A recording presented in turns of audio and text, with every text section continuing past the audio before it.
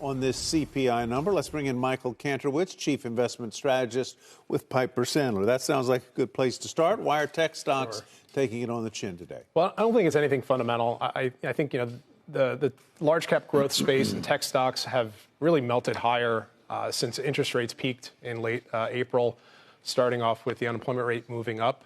And so I think investors have been looking for a reason to look for other opportunities and rotate. And this is really one of the first good data points on inflation that investors have gotten. So I think it's some short-term profit taking on overextended stocks, perhaps, but I don't think anything fundamentally Can you nitpick the inflation number? Are there parts of it that are not as favorable as the overall number? The core was a little higher than... I think inflation is such old news at this point.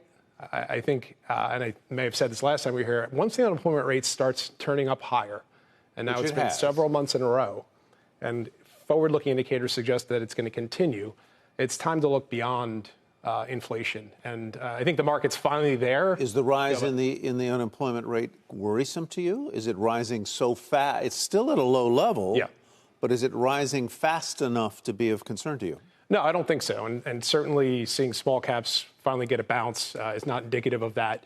So I think the market's been weighed down the last 2 years by higher interest rates and higher inflation. Inflation started going away in October of 2022. The Fed started going away, ending their tightening cycle last November. And that's why the markets have drifted higher.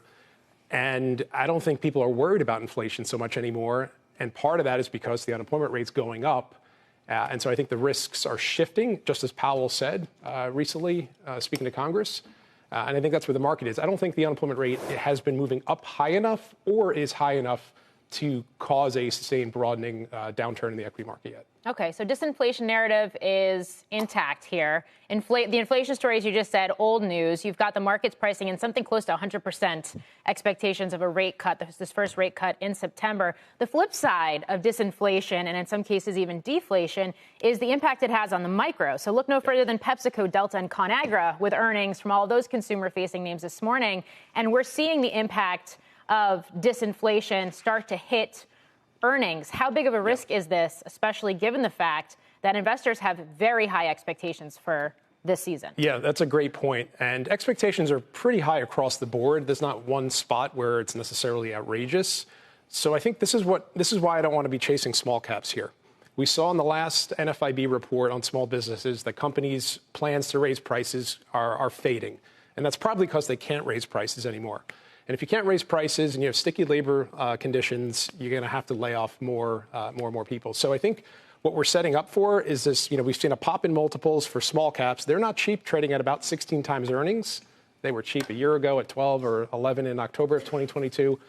What we're going to see is reality hit as earnings season comes, and you're going to have stocks that have just seen PE expansion because rates are down, inflation are down, and people are overlooking the point that inflation coming down is a function of pricing power coming down, which means tighter margins, weaker revenue growth. And I think small caps are going to have a really difficult earnings season.